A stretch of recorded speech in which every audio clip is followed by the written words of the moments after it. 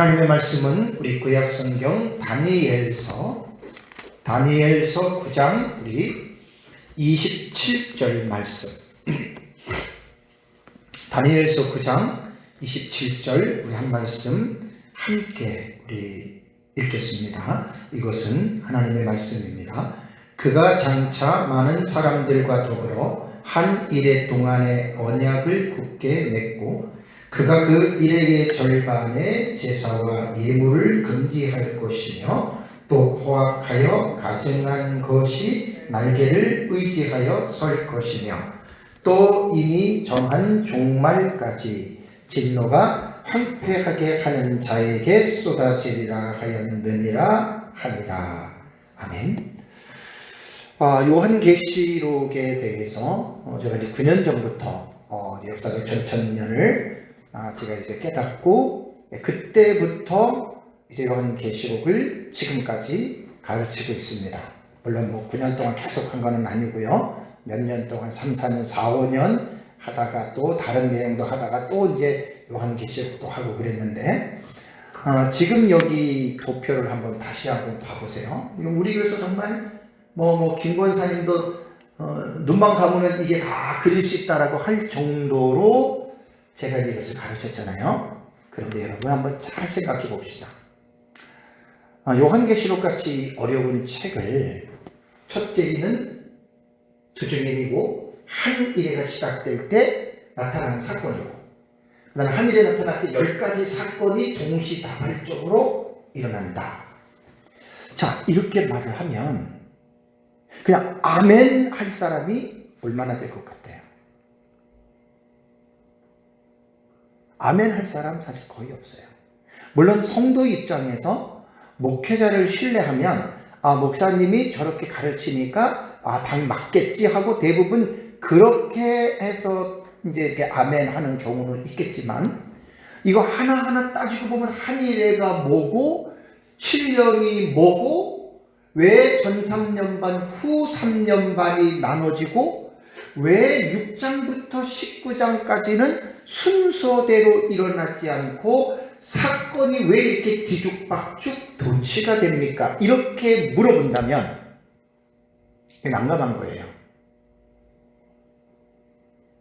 그러니까 성도 입장에서 목회자를 신뢰하고 목사님을 존중하고 목사가 가르치니까 목사님이 맞겠지 하고 아멘 하는 거는 괜찮은데 약간 이제 의구심을 갖고 한일회가 뭐고 한일회 전에는 뭐고 이제 이러한 부분에 대해서 의구심을 갖기 시작하잖아요. 그럼 이게 사실 받아들이기 너무 힘든 거예요. 참 그래서 제가 이제 요한계시록을 계속해서 연구하고 가르치고 그다음에 이제 70일의 계시록 요한계시록 책을 내고 또 책 낸 이후에 계속 제가 다시 책을 업그레이드하고 하면서 참 이거 결코 여러분 이거 받아들이는 게요 쉬운 게 아니에요. 의구심을 갖고 질문을 하기 시작하면 이거요 확실하게 대답을 해주지 않으면은 이렇게 믿는 거 여러분 힘들어요.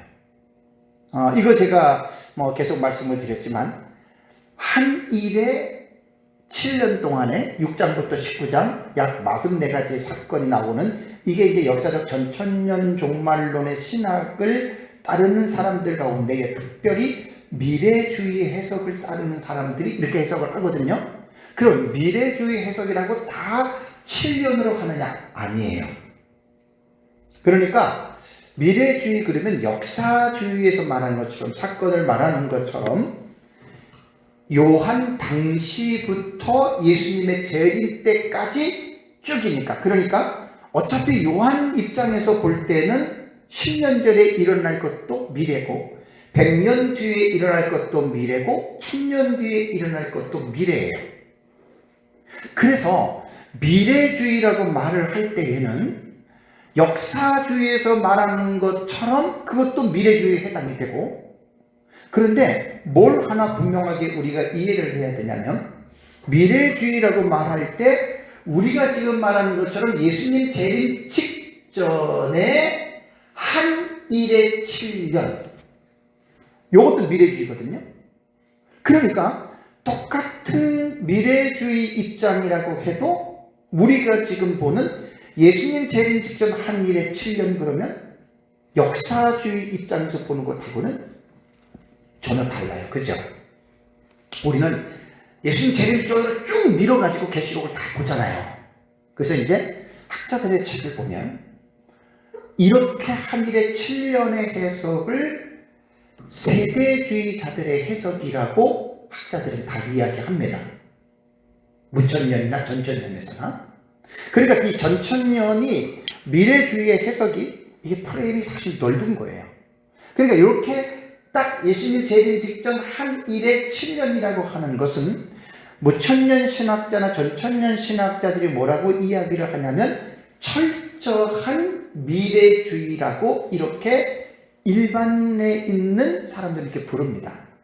그러면 제가 철저한 미래주의 맞아요. 이 용어를 왜냐하면 이 용어는 어느 한 사람이 말하는 것이 아니라 2000년 기독교 역사, 특히 세대주의가 출현한 이후부터 한 일의 해석법이 신학계에 많이 알려졌어요.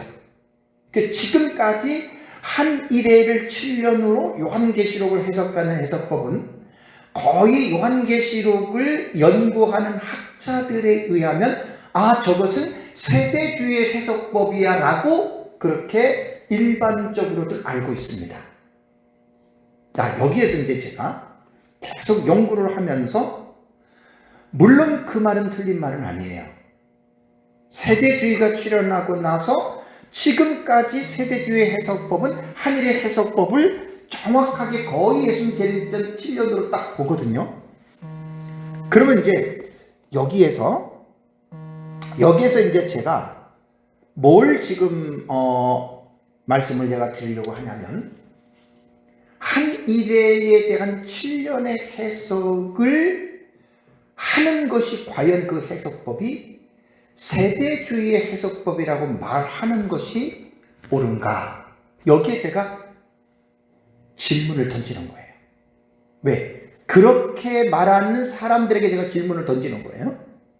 세대주의는 역사세계에서 19세기의 세대주의는 출현을 했거든요. 그러면 세대주의가 출현하기 이전에 한 일회를 7년으로 해석하는 해석법이 기독교 교회 역사에 있었느냐 없었느냐 그거를 밝혀내야 돼요.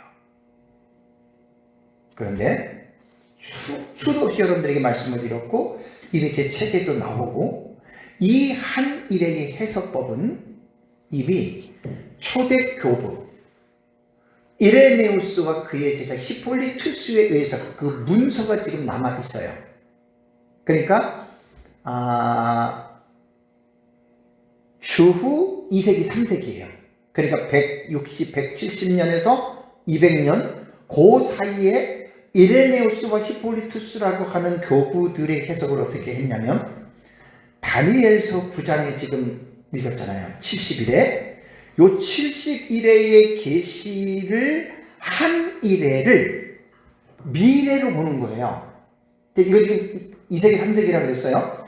이레네우스와 히폴리투스의 글에 다니엘서 71회에서 한 일회를 그 초대교부면은 그 2, 3세기에 한 일회가 이루어진 것이 아니고 2, 3세기의 교부들은 한 일회는 예수님 재림 직전에 일어날 것이다 이렇게 봤다는 거예요.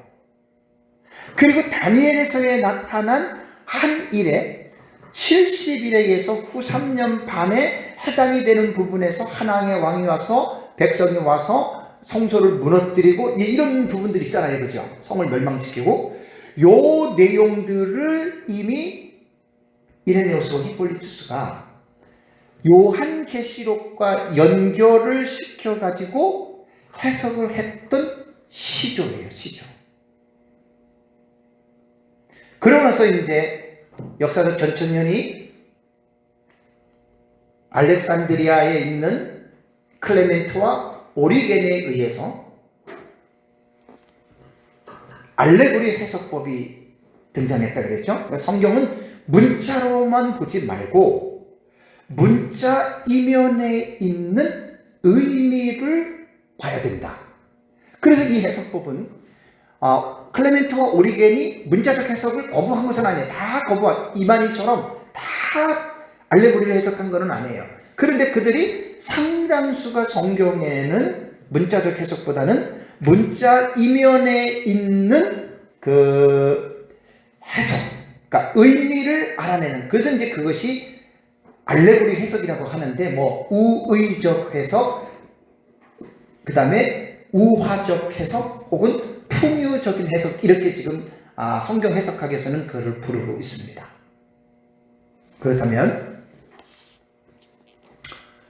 과연 성경을 그 알레고리적인 해석이 그러면 필요 없는가? 일종의 좋게 말하면 상징 해석인데 필요 없다는 게 아니에요. 필요한 부분이 있기는 해요. 그런데 칼빈은 제자들에게 뭘 많이 강조를 했냐면, 성경을 해석할 때에는 문자적 해석을 해라. 그걸 그렇게 칼빈이 강조를 했어요. 그럼 문자적 해석을 하면서 알레고리로 해석할 상징의 해석이 들어가는 데가 있는데, 칼빈은 뭘 강조했냐면, 그 알레고리 해석에 있어서 가장 중요한 것은 뭐냐면 기독론에 있어서 예수 그리스도에 대한 기독론을 해석할 때에는 상징의 해석이 필요하다. 다만 기독론이라고 하더라도 이 상징의 해석을 지나치게는 하지 마라. 칼빈이 제자들에게 그렇게 가르쳤어요. 그러니까 이제 초대 교부들이 한 7명 정도, 제가 이 이름들을 많이 말씀을 드렸잖아요. 이제 그들이 성경을 이제 문자적 해석을 중요시하면서 상징의 해석도 그들이 같이 이렇게 해 나가면서, 이제 그 역사적 전천년주의가 초대 교부 시대에는 종말론이 정리가 된 게 아니라 그랬어요. 다만 이제 20장에 있는 천년 왕국을 문자 그대로 이 예수님 재림 이후에 이 세상에서 일어나는 천년 왕국이다. 그렇게 이제 그들이 해석을 한 게 그 역사적 전천년에 이제 시발점이 됐다고 말씀을 드렸잖아요. 자, 그러고 나서 이제 역사적 전천년기설이 이제 그 교부들의 어떤 지나친 해석, 그 다음에 이제 사이비 이단들이 천년 왕국에 대한 어떤 부정적인 해석, 그 다음에 이제 로마 제국이라고 하는 그 하에서 정치적인 문제로 인해서 천년 왕국을 주장하는 사람들의 이 신학 사상이 배척을 받기 시작했어요. 그러니까 그냥 그렇게 되면서 어떻게 이제 이 사상이 바뀌냐면, 오리겐에 의해서 알레고리 해석법이 시도가 되면서, 그러니까 다니엘서나 요한계시록은 묵시문학적인 언어로 기록이 됐기 때문에 어려운 본문이에요. 이 어려운 본문을 저건 문자로 보면 안 돼, 상징으로 봐야 돼, 이렇게 해석이 클레멘트 오리겐부터 시작한 거예요. 그것도 이제 오리겐도 2세기 교부거든요.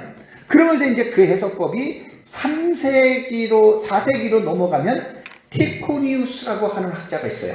그래서 오리겐의 그 알레고리 해석을 물려받았고, 그 티코니우스의 그 요한계시록에 대한 이 알레고리 해석법을 5세기에 들어가면 개혁신학의 거장이었던 아우구스티누스가 그 해석법을 가지고 요한계시록을 요즘으로 말하면 무천년식의 해석을 체계화시킨 사람이 바로 어거스틴입니다. 그래 이제 그때부터 전천년은 이제 상당히 약해지고, 그렇다고 없어진 건 아니에요.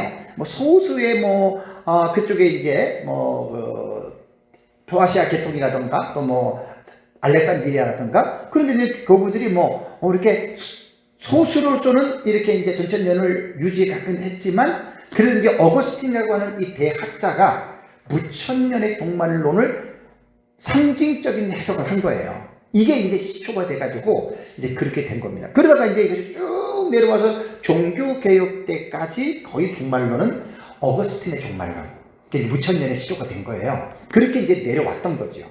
그러다가 이제 19세기에 들어서 세대주의가 나오면서 세대주의가 한 일회를 사용했고 전 3년반을 말을 했고 후 3년반을 말을 했다라고 하는 거예요.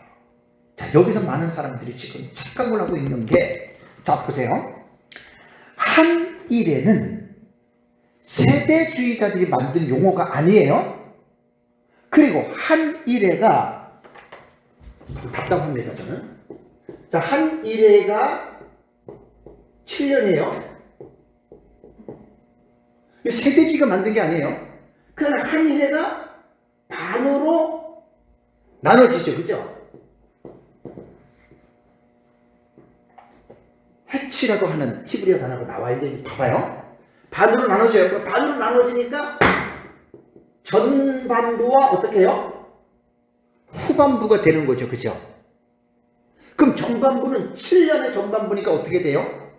연으로 말하면 전 3년 6개월 반이 되죠. 후반부는 어떻게 되죠? 후 3년 반이 되는 거예요. 자, 내가 너무 마음이 답답한 게, 무천년주의자들 같은 경우는 저 용어만 나오면 알레르기가 와요. 왜? 세대주의자들이 하도 저거를 다비 때부터 써먹고 지금도 써먹으니까 한 일회를 7년으로 해석하는 건 세대주의자 모습을 봤는데, 제 말을 잘 들어보세요. 그 사람 무식한 사람이에요. 왜 그런지 아세요? 27절 보세요. 9장 17절. 다니엘서 9장 17절. 다시 읽어보세요. 시작. 그가 장차 많은 사람들과 더불어 한 일회, 보세요. 자, 한 일회가 나와요, 안 나와요? 다니엘서에 나오죠. 한 일회 동안에 언약을 굳게 맺고 그랬죠. 그러면 한 일회는 세대주의자들이 만든 용어가 아니에요. 구약 성경에 이미 나오는 용어예요. 이 한 일회라고 하는 이 용어를 신학적인 입장에서 무천년은 에드워드 J 영의 메시아 해석법이라고 하는 그 해석법을 따라가기 때문에 이미 AD 70년 디도 장군에 의해서 예루살렘 함락할 때 70일회가 다 이루어졌기 때문에 그들은 이미, 우리가 지금 볼 때는 과거에 이미 70일회는 다 이루어졌으니까 한 일회 없다 이렇게 생각을 하는데, 성경에 분명히 한 일회라고 하는 용어가 있죠. 자, 한 일회라고 하는 용어가 70일회가 샤브임, 시브임 그렇게 말을 한 거예요. 그러니까 70의 일곱들. 그러니까 일곱이라고 하는 것은 쉐바라고 하는 단어가 7이라고 하는 숫자거든요.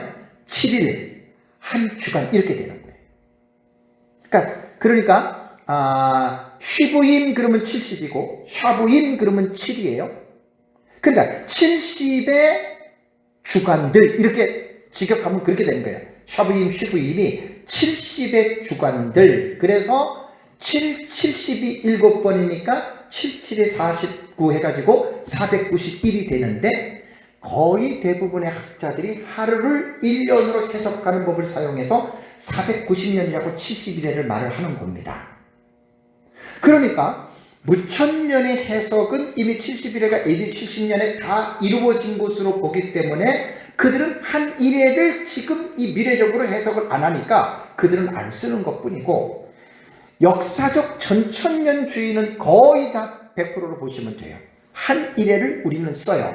다만 한 일회를 역사적 전천년주의자들도 문자적으로 7년으로 해석하는 사람이 사실 대다수인데, 이렇게 보는 사람도 있고, 또 한 일회를 7년으로 보지 않고 상징으로 보는 역사적 전천년주의자들도 있어요.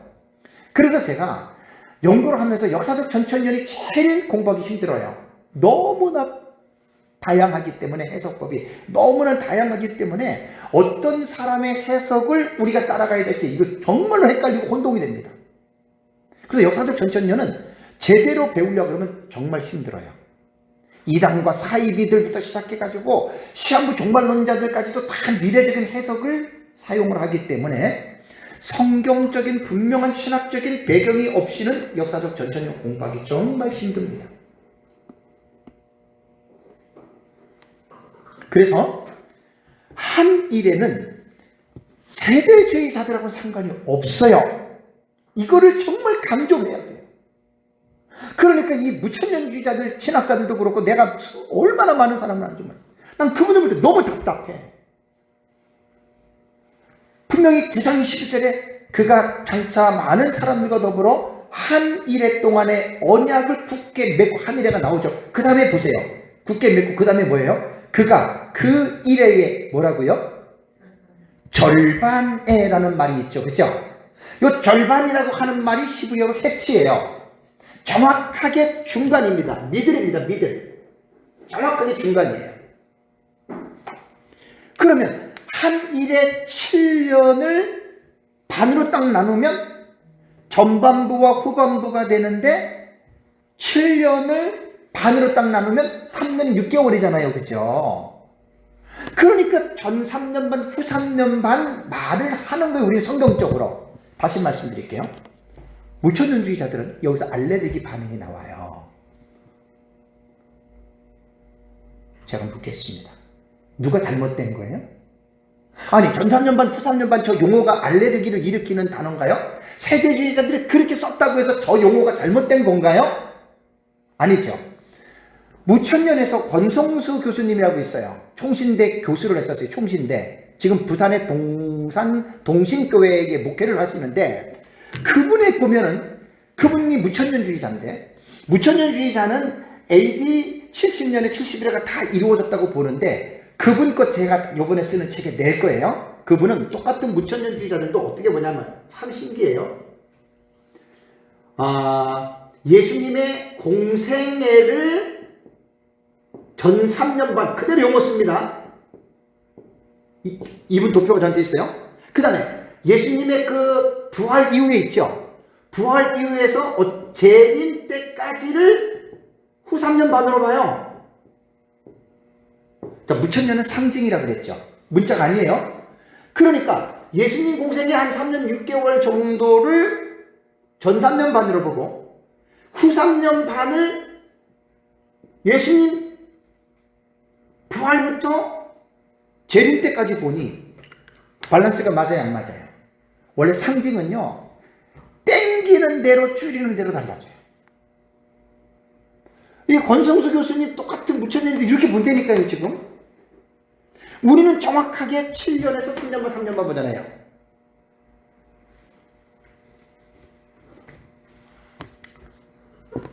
참 정말 너무너무 안타깝습니다. 그러니까 이 7년의 해석법, 한 일의 해석법이 전 3년 반, 후 3년 반 구분한 것도 세대주의가 만든 게 아니에요. 다니엘서 9장 24, 27절에 71회의 계시 그대로 나오는 용어입니다.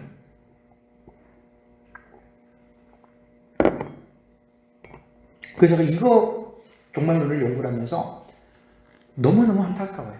그러니까 지금도 지피지기면 백전백승이라 그랬어요. 저걸 알고 나를 알면 이기는 건데 대부분 사람들이 내 것만 알아요.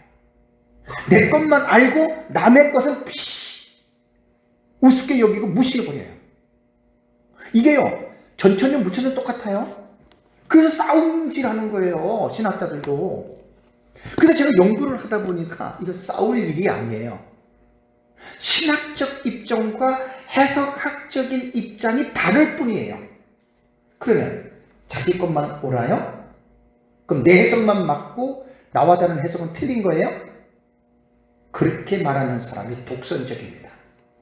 그렇게 말하는 신학자나 그렇게 말하는 목회자가 있다면 100% 그 사람 잘못된 사람입니다.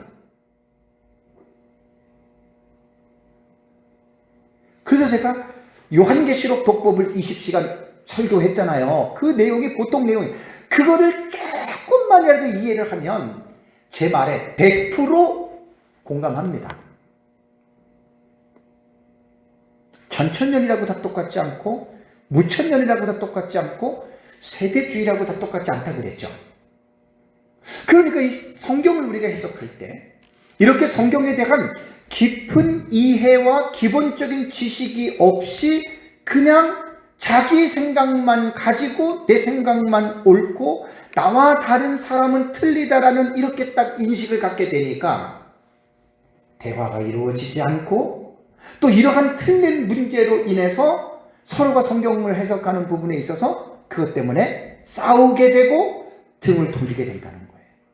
그래서 이거는 하나님이 기뻐하는 일이 여러분 절대로 아닙니다. 그래서 제가 도표를 딱 보면은 여기에 보면은 한 일에 나오잖아요. 그죠? 여기 요한계시록 1장 19절에 요한계시록 구조를 먼저 공부를 해야 되니까 그러니까 요한계시록 안에 구조에 대해서 설명을 했어요. 1장 19절에 내 본 것과 지금 있는 일과 장차 될 일을 기록하라 그랬죠. 그러니까 내가 본 것이 뭔가 1장과 4장과 5장을 사도 요한이 그 당시에 본 거고, 그 다음에 지금 있는 일은 계시록 2장과 3장에 에스보드 사빌라 7교회가 지금 있는 일에 속하고, 그 다음에 장차 될 일이 6장에서 22장까지의 이 내용을 말을 하는 거예요. 그러니까 제가 지금 가르치는 거는 그냥 막무가내로 가르치는 거 아니에요. 그냥 마구잡이로 가르치는 게 아니에요. 정확하게 신학적인 기초와 입장, 성경적인 해석이 뒷받침이 되기 때문에 이러한 부분들을 정확하게 알지 못하고 그냥 들어버리면 이 내용에 대한 중요성을 진짜도 모릅니다.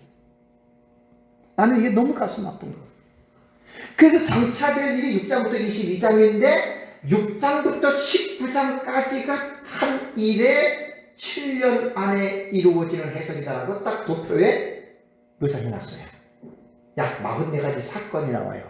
그래서 일의 절반에 전 3년 반과 후 3년 반을 구분을 한 거예요. 이거는 사람이 구분한 게 아니고 다니엘서 9장 70일에 구분을 해놨기 때문에 이 해석법을 가지고 해석을 하는 거예요.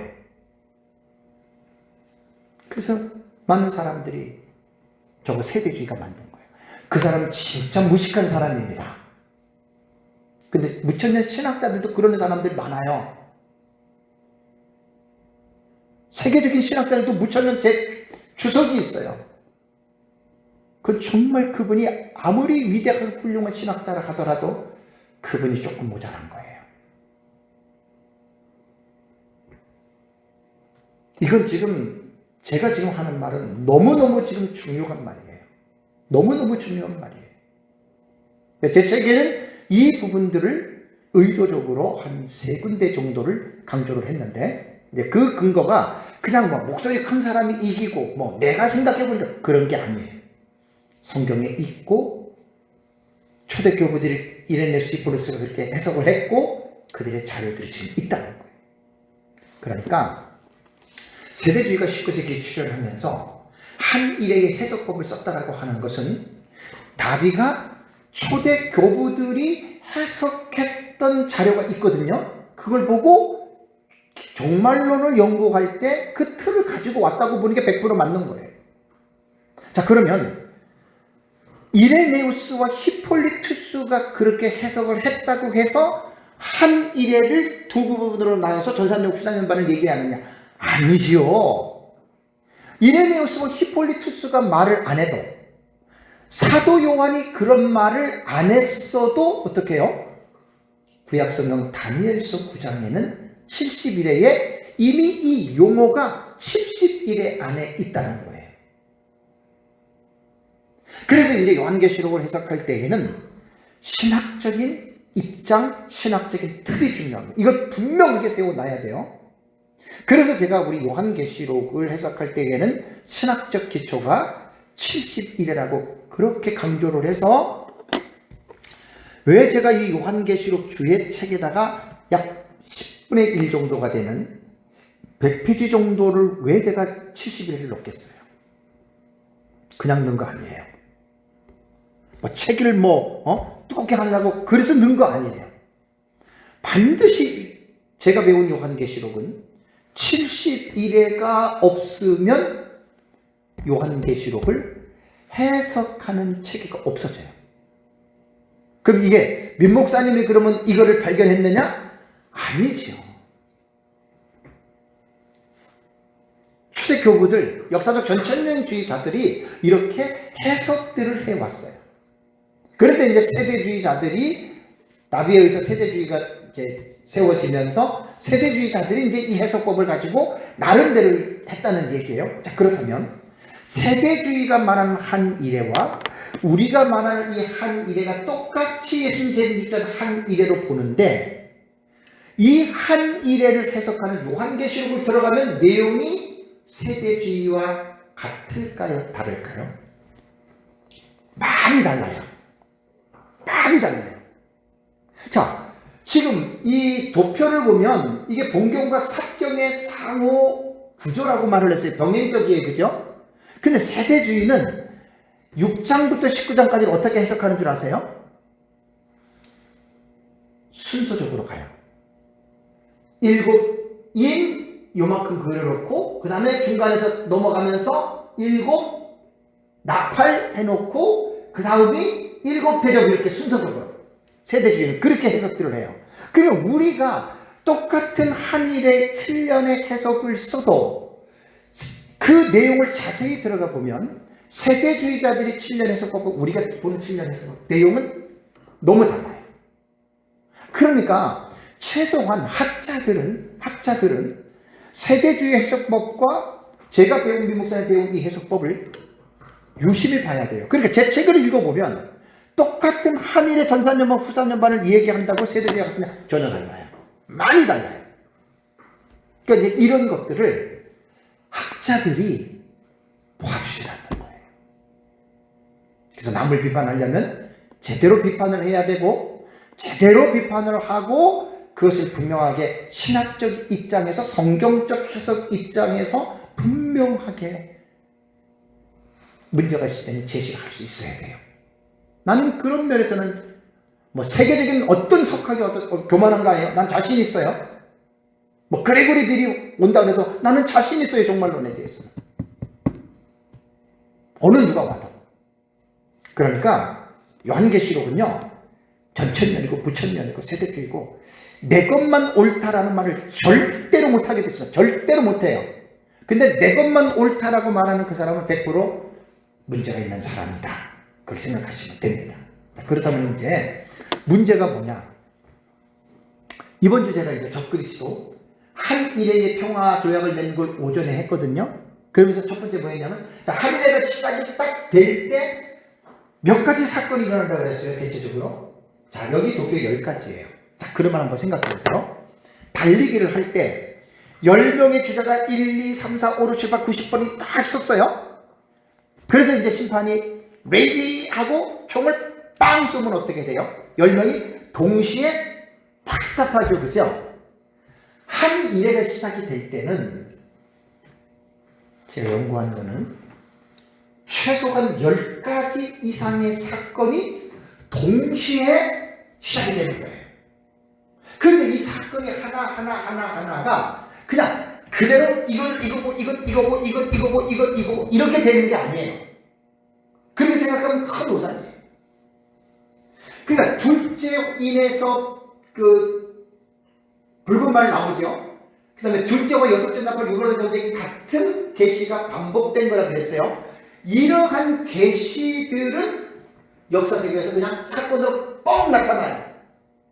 어떤 핵전쟁 이런 사건으로 뻥 나타나니까 이거는 그냥 우리가 알 수가 있는데 여기서 한일회가 쭉 시작될 때 기근 같은 경우도 이건 금방 알아낼 수 있어요. 뭐 두중인이라던가 그다음에 적그리스도 등장이라던가 뭐 음녀가 등장하고 영적 흑암이 도래하는 거는 뭐 땅 해가지고 사람들이 딱 볼 수 있는 사건으로 나타나는 게 아니라 영적인 사건들이 그렇게 흘러간다.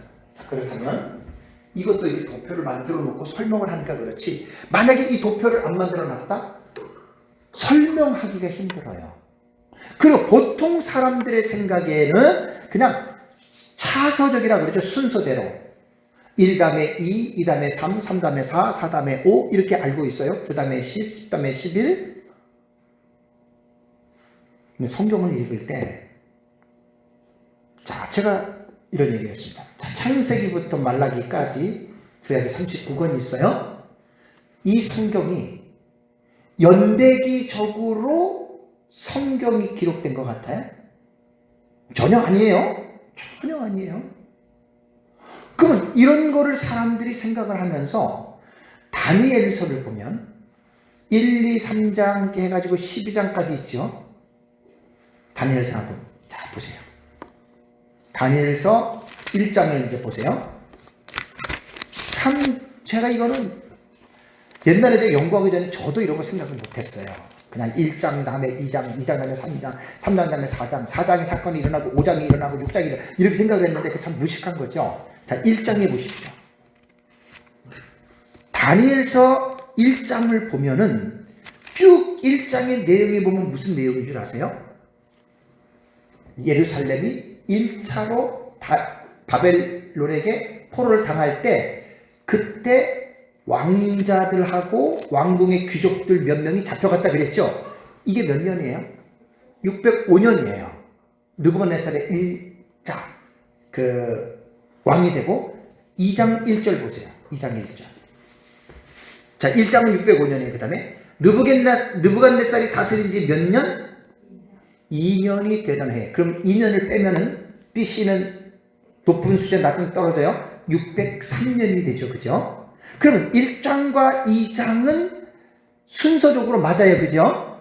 605년에 일어나고 그 다음에 603년에 여기 일어났다라고 하는 걸 알아요. 다음에 다니엘서 3장을 보면은 느부갓네살 왕이 금으로 신상을 만든 건데 이때는 언제쯤 되냐면 585년이니까 여기서는 20년이 지난 다음이에요.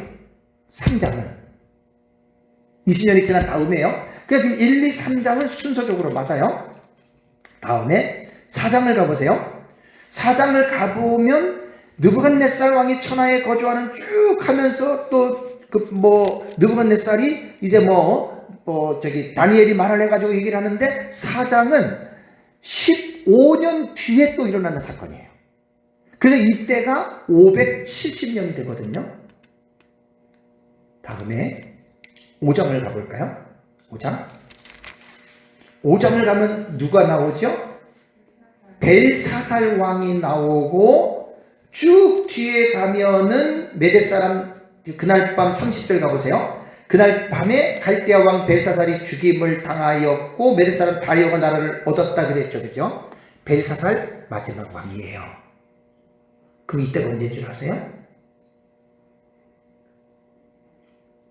539년이 돼요. 539년. 그 다음에 6장을 가볼까요? 6장을 가면 다리오가 자기의 뜻대로 다리오가 나라를 얻었어요. 그죠? 네? 다리오가 나라를 얻었어요. 똑같이 이때도 539년이에요. 영도로 말하면. 그 다음에 7장을 보세요. 7장. 바벨론 누구요?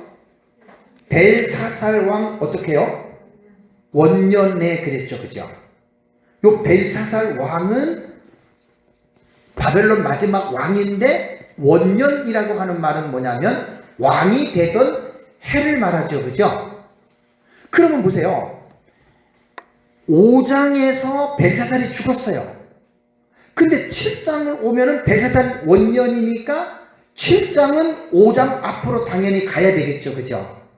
당연히 앞으로 가는 거예요. 그럼 벨사살 원년이 몇 년이냐면 553년이에요. 553년.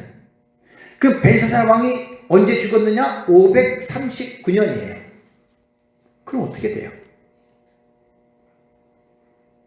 거짓 20년은 안 돼도 한 17, 18년 되잖아요. 그죠? 그 다음에 8장을 볼래요? 8장을 보면은 다니엘에게 처음에 나타난 환상 후 그 다음에 뭐예요? 벨사살 왕 몇 년이죠? 3년. 자, 이렇게 1장부터 12장까지를 보면은 다니엘서 연대기 배열은요 1장, 2장, 3장, 4장 그 다음에 몇 장이 되냐면 7장, 8장이 들어와야 돼요. 7장, 8장 다음에 몇 장이 되냐면 5장, 6장이 돼요. 그 다음에 5장, 6장 다음에 9장이 되고 그 다음에 11장, 10장, 10장, 12장.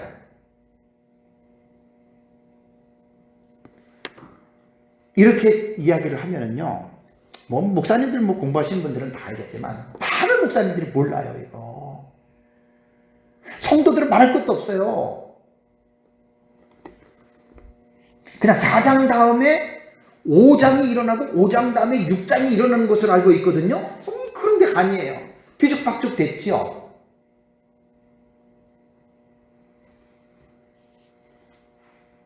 예레미야서 말씀드리죠. 예레미야서도 52장까지인데 그 내용을 한번 쭉 공부해 보세요. 절대로 순서대로 된 게 아니에요. 30몇 장 딱 가면은요, 시드기야 왕의 딱 그때 역사가 끝나요. 그리고 30몇 장이 40몇 장이죠. 그리고 그 다음에 보면은 앞에 있는 사건을 회상하면서 나오는 거예요.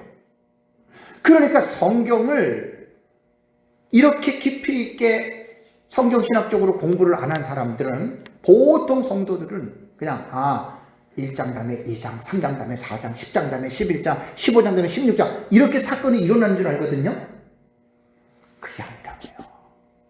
두란노에서 나온 연대기 성경이 있어요. 연대기 성경. 제가 이제 한 7, 8년 역사 연구를 했잖아요. 자랑이 아니라 저는 두란노에 있는 연대기 성경을 딱 읽으면 저는 90% 이상이 다 저는 이해가 돼요. 왜? 제가 그 연대기를 계속 연구를 했잖아요. 그러니까 연대기를 보면 기가 막힌 게 뭔지 아세요?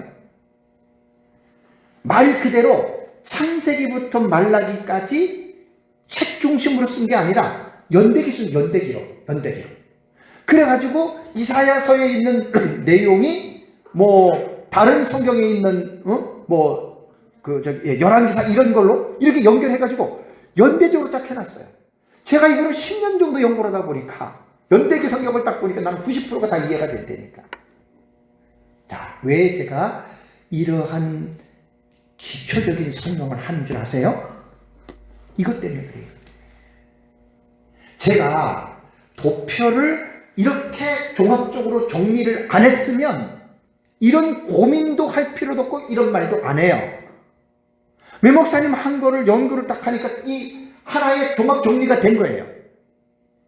매 목사님도 만난 지 얼마 안 돼서 2-3달 만에, 그때는 꽉 채워지지 않았지만 하나로 딱 해서 매 목사님 깜짝 놀라더라고요. 이걸 어떻게 만들었냐. 뭐 하나님의 지혜를 됐다고. 그런 얘기가 쉬워졌어요. 문제가 뭔지 아세요? 만약에 이제 집사님이 목사님 질문이 있어요. 왜 7째 인이 왜 일로 와요? 왜 셋째 인이 일로 오고 넷째 인이 일로 오고 5째 인이고 6째 왜 이렇게 돼요? 6째 인 끝나고 7째 인까지 왜 이렇게 돼요? 이렇게 이야기를 하면 이걸 제가 만들었잖아요. 누가 설명해야 돼요? 만든 사람이 설명을 해야 돼요.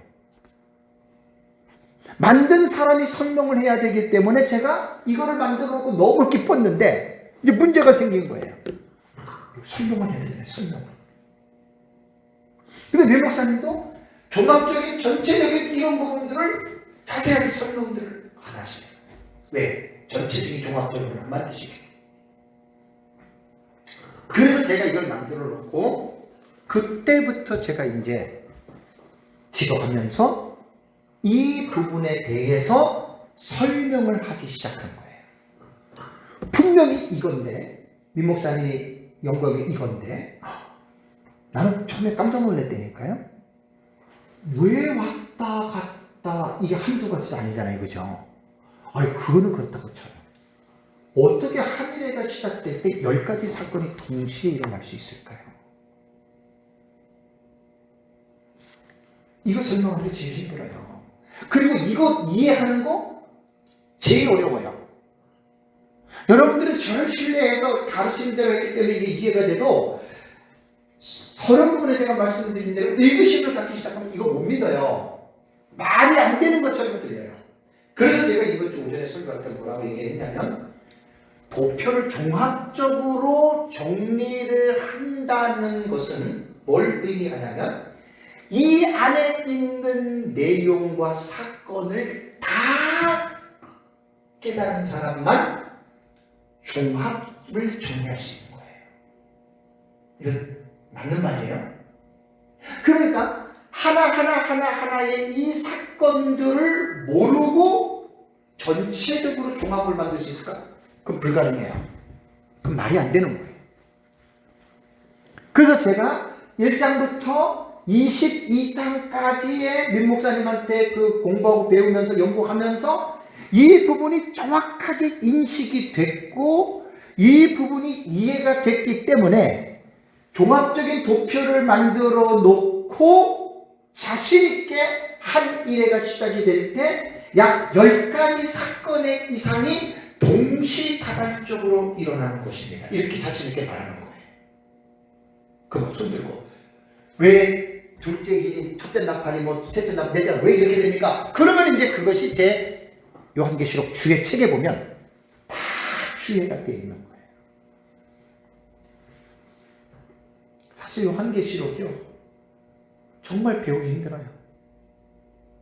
무천년도 힘들고 근데 무천년은 사실 2000년 뭐 쭉 상징으로 보니까 사실은 제가 볼 때는 어려운 게 별로 없어요. 다 상징으로 풀어가니까. 근데 이제 전천년이 제일 힘들어요. 더군다나 이제 한일의 해석법이거나 아까도 말씀드렸지만 세대주의는 일곱이 첫째, 둘째, 셋째 이렇게 해요. 일곱은 첫째 나팔, 둘째 나팔, 셋째 나팔 이렇게 해요. 일곱 대접, 첫째, 둘째 이렇게 세대주의는 그냥 쭉 풀어나가요. 점진적으로. 그러니까 우리랑 전혀 달라요. 똑같이 한일의 전사년, 후사년 반에도 우리는 지금 완전히 다르잖아요. 그렇죠? 전혀 달라요. 세대주의하고 7년을 얘기를 해도. 근데 이제 안타까운 게 뭐냐면 이런 부분들에서 구체적으로 자세하게 저는 연구를 했고 책을 썼고 그래서 이제 다른 분들이 이제 한일의 해석법 철저한 미래주의를 어떻게 보느냐 겸손한 마음으로 사실 제 책을 읽기만 해도 이렇게 보기도 하는구나 하나의 해석법이에요. 모든 게 다 마찬가지예요. 다 똑같지 않아요. 수백 가지, 수천 가지, 수만 가지가 나올 수 있는 거예요. 요한계시록.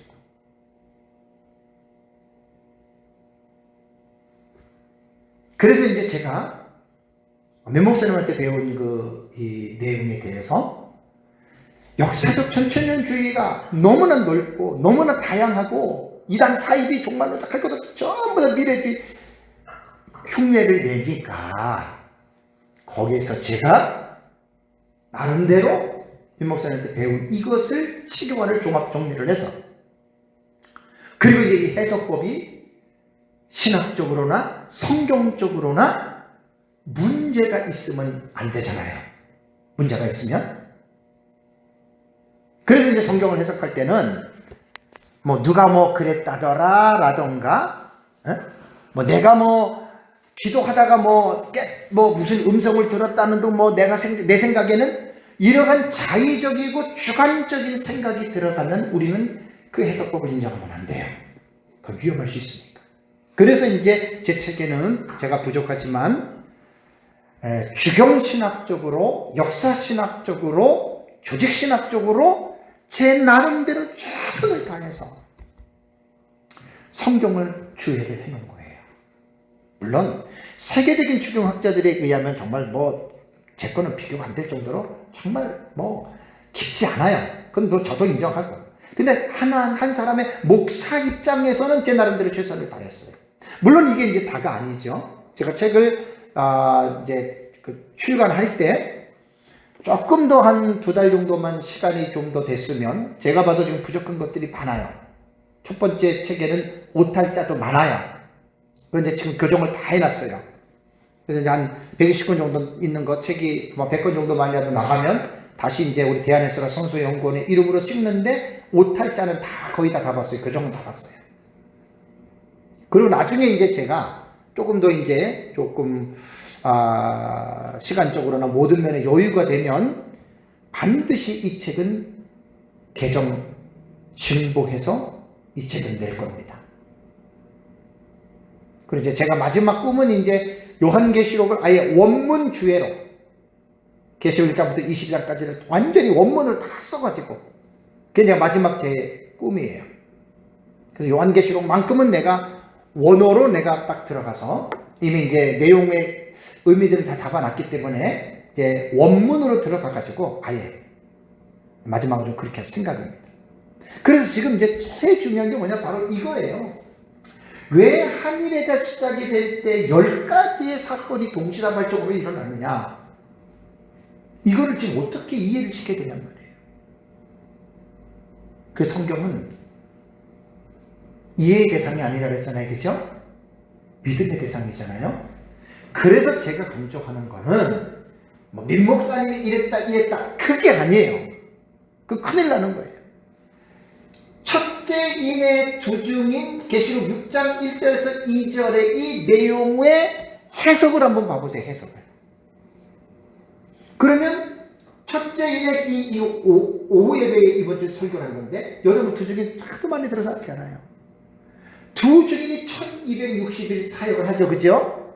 1260일은 한 일회의 시작점이 전 3년반의 시작점과 똑같아요. 왜 두 중인이 1260일을 할까요? 전 3년반 전반부에 두 중인은 사역을 하는 거예요.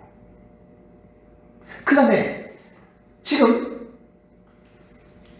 다니엘서 9장 27절에 그가 장차 많은 사람들과 더불어 한 일해 동안의 언약을 굳게 맺고 그랬죠, 그죠? 한 일해 7년이잖아요. 그럼 한 적그리스도가 한 일해의 언약을 맺는 시점이 한 일해가 시작되는 시점이잖아요. 그리고 동시에 같이 일어나는 거죠. 그 다음에 셋째 일이 검은 말이에요. 계시록 6장 5절과 6절을 한번 해석을 해보세요. 검은 말이 나오고, 검은 말이 나오면서 그 내용들이 기근에 대한 건데, 자, 우리는 어떤 지금 신학적 입장이 있죠? 6장부터 19장까지는 한 일회인 7년 안에 일어나는 사건들이다. 이게 신학적 체계예요. 그러니까 너무 분명한 거예요.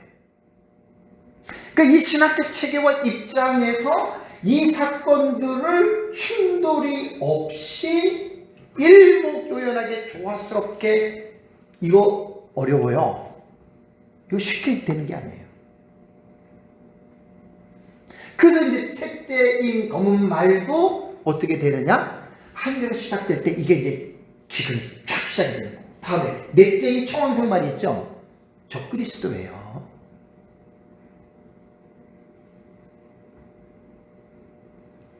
말 탄 자의 이름이 사망이라고 했어요. 다나토스, 사망, 죽음이에요. 그 다음에 그 뒤에 음부의 세력이 따라와요. 적그리스도거든요.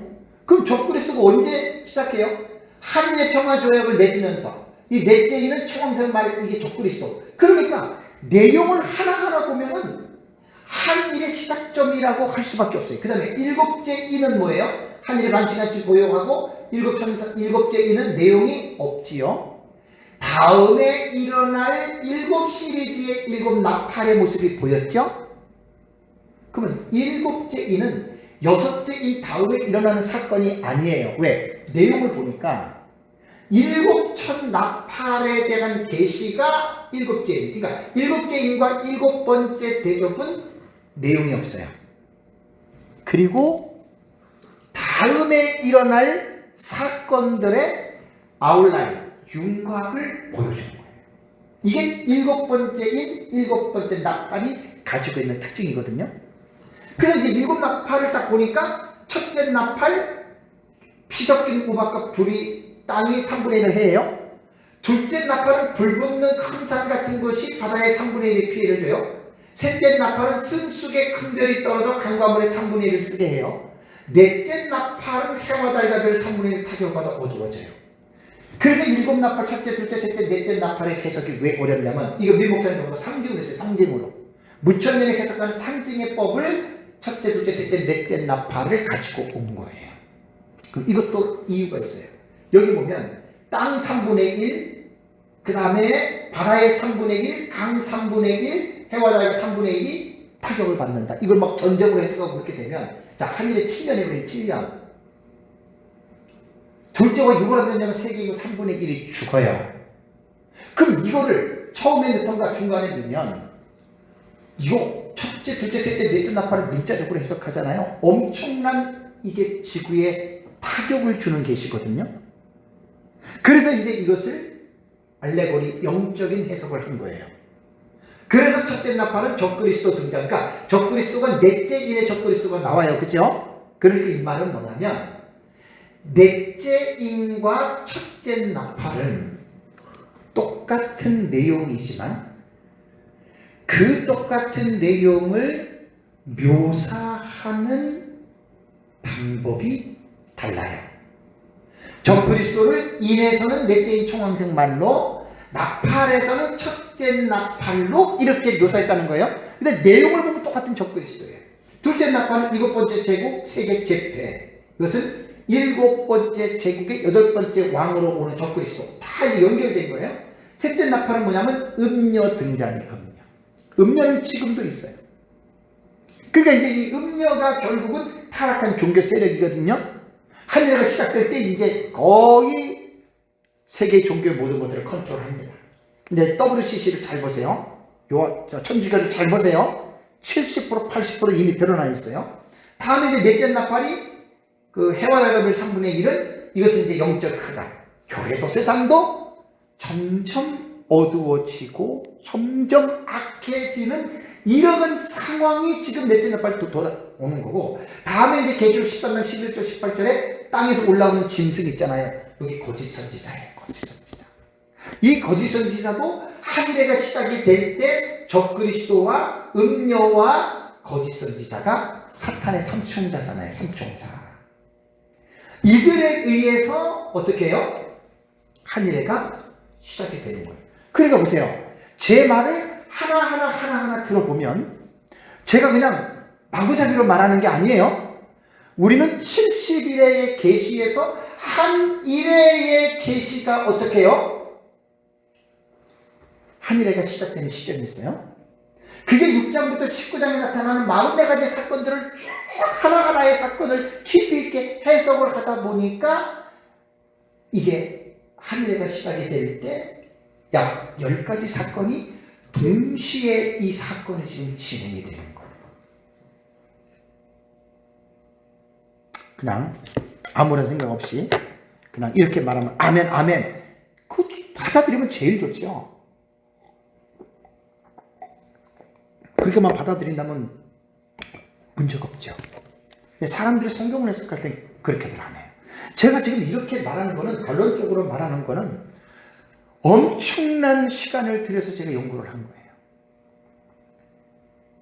제 책 6년 걸렸어요. 6년. 적당히 쓴 것도 아니에요. 내 나름대로 최선을 다해서 쓴 거예요.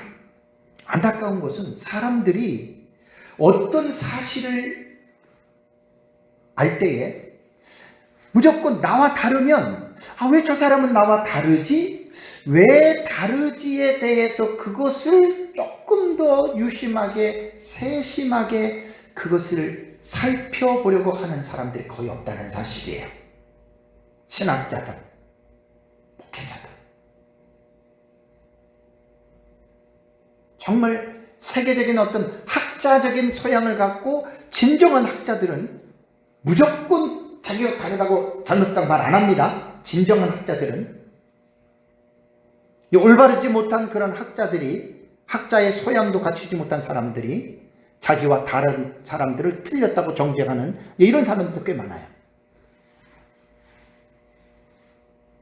그래서 특히 요한계시록 같은 경우는 진짜 많은 지식들을 가지고 있어야 돼요. 그래서 제가 늘 말씀을 드리잖아요. 제가 역사적 전천년을 하지만 저는 역사적 전천년만 옳고 내 개인적인 주관은 너무 확실한데 무천년이 전혀 우리랑 달라요. 전천년은.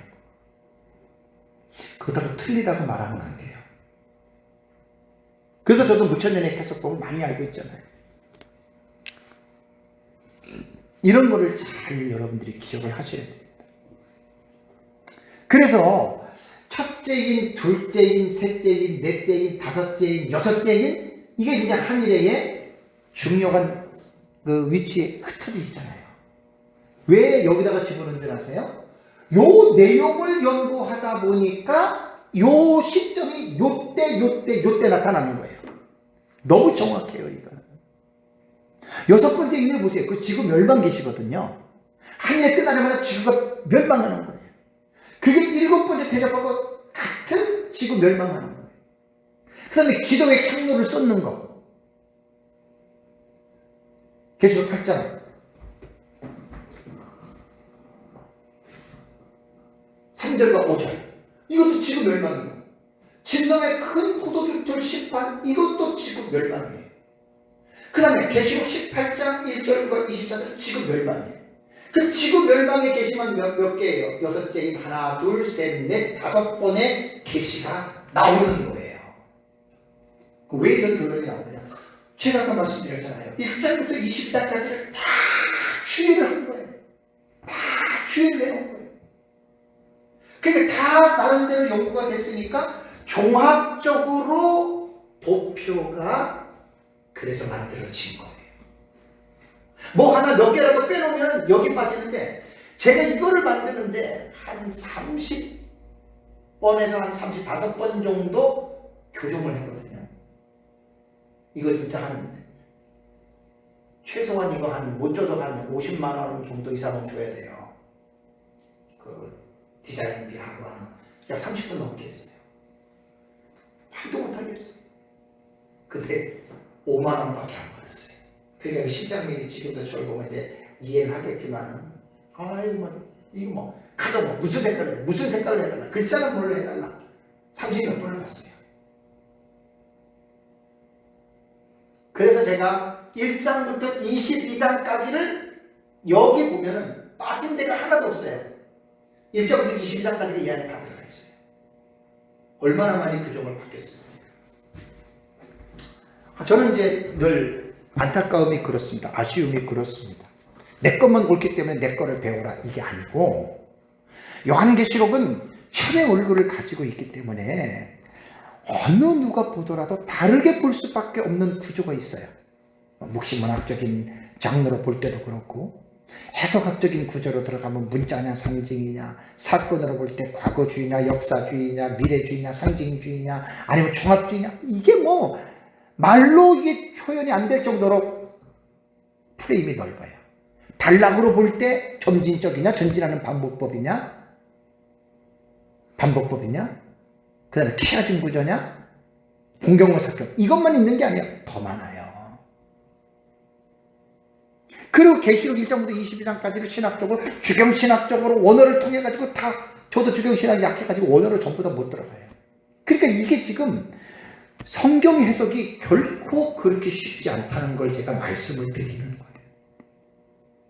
이렇게 어렵고 힘든 계시록을 신학자들이야 기본적인 소양이 있으니까 나름대로 하는데, 뭐 이렇게 깊이 없는 신학자들조차도 거기 다 들어갑니다. 그냥 그렇게 깊이 있게 안 하고 자기 것만 옳다는 식으로만 그렇게들 해 나가니까 너무너무 안타깝다는 거예요, 제가 볼 때.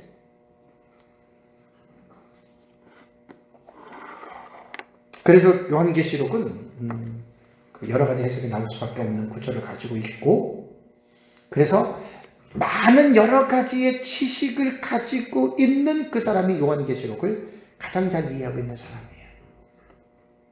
그리고 전천년이 맞느냐 무천년이 맞느냐 세대주의가 맞느냐 후천년이 맞느냐, 그거는 각자 자기들이 다 옳다 그래요. 저도 그게 중요한 게 아니고, 분명히 하나는 맞겠죠. 나머지는 다 틀린 거예요. 그럼 누가 결정하는 줄 아세요? 예수님 재림할 때까지 기다려야 돼요. 다 잠잠해야 돼요. 너나 할 것 없이. 그 예수님 재림 딱 하면 그때 아는 거예요. 그러면 해석이 다르다고 해서 그럼 잘못 해석하고 틀린 사람은 그럼 벌 받고 지옥 가느냐?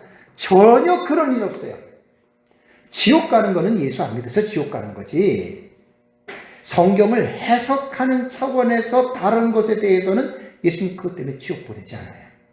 그래서 이제 계시록 22장 18절 19절 기억나세요? 제가 18시간을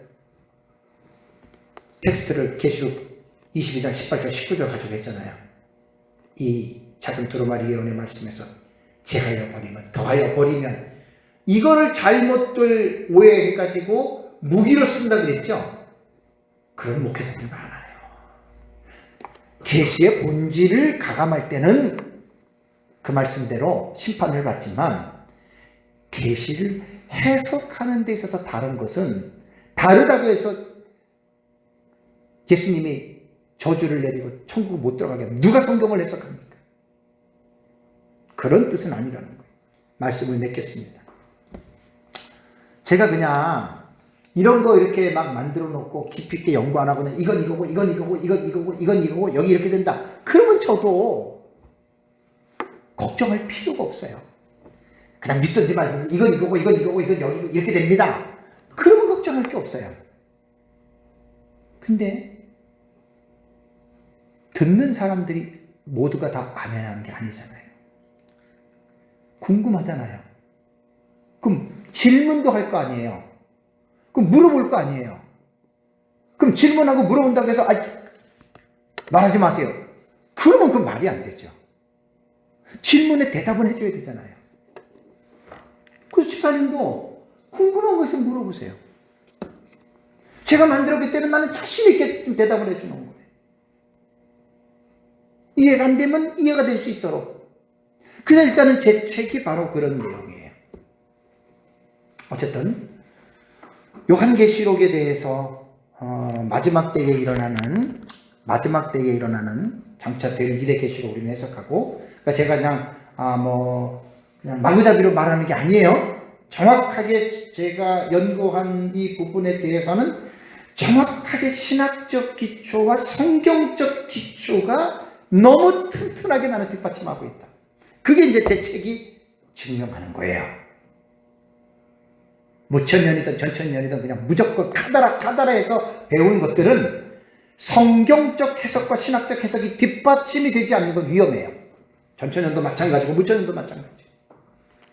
그래서 이제 이 부분을 잘 마음속에 새기고 if라고 하는, 만일이라고 하는 가정법으로 꼭 누구든지 생각해야 됩니다. 우리는 이렇게 한 일을 믿었는데, 전사년 후사년만 믿었는데, 만약에 이것이 일어나지 않고 무천년이 말한 것처럼 그냥 예수님 재림하면 땡이다. 그래도 우리는 손해볼 게 없어요. 100% 손해볼 거 없어요. 근데 만약에 우리가 보는 한 일의 해석법이 맞다?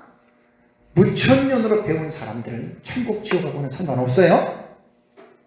엄청난 마지막에 환난을 당할 수가 있어요. 그건 100% 맞는 말이에요. 그러나 우리는 이렇게 믿어도 이렇게 안 됐다. 전혀 오히려 우리는 상 많이 받아요. 왜? 어쨌든 우리는 긴장하는 삶을 살고 이때가 올 것을 기억하고 다 기도하면서 이때가 오면 우리는 준비하는 그게 있잖아요. 그냥 구원받았으니까 무상 안일주의 됐다, 걱정할 것 없다. 우리는 그게 아니에요. 긴장을 강조하는 게 긴장. 그건 요한계시록이 아니고 신약 성경을 봐도 예수님 자신이 인자가 올 때에 너희들이 깨어있고 도둑같이 온다. 그죠? 그러므로 너희는 깨어있으라. 노아의 때 롯의 때와 같고. 예수님이 한 말이잖아요. 그러니까 마지막 때에는 무천년 전천년을 떠나서 긴장하는 삶을 살아야 되는데, 그러면 이제 무천년이라고 긴장을 시키지 않고 그냥 막무가내로 하냐, 그거는 아니에요.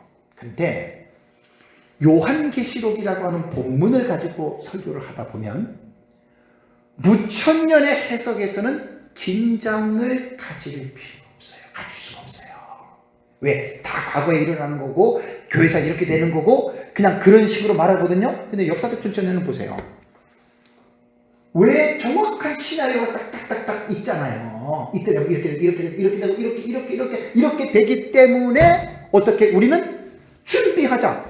정확한, 그러니까 이러한 메시지를 들을 때 이 말씀이 현실에 살고 있는 우리들의 마음에 부딪히고 이 메시지를 들을 때에 우리는 마음이 뜨거워지는 거예요.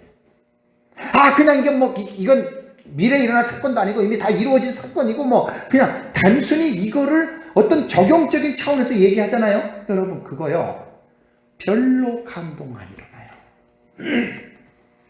별로 감동 안 일어나요. 제 말 절대로 틀리지 않습니다. 절대로 틀리지 않습니다. 황충화 같은 경우는요, 저 대단히 중요한 거예요. 정말 깨어 있을 수밖에 없을 정도로 황충화는 그렇게 성경을 풀어보면요, 언젠가는 우리에게 어떤 환란이 온다. 그 성경에 나오잖아요. 예수님 말씀에. 그러니까 잘 기억하고 어쨌든 우리 시대에 한일에는 분명히 와요. 언제인지 몰라요. 그러나 깨어서 우리가 잘 준비하고 말씀대로 정말 거룩한 삶을 늘 지향하고 그러면서 승리하는 삶을 살아가시기를 주님의 이름으로 축복합니다. 기도하겠습니다.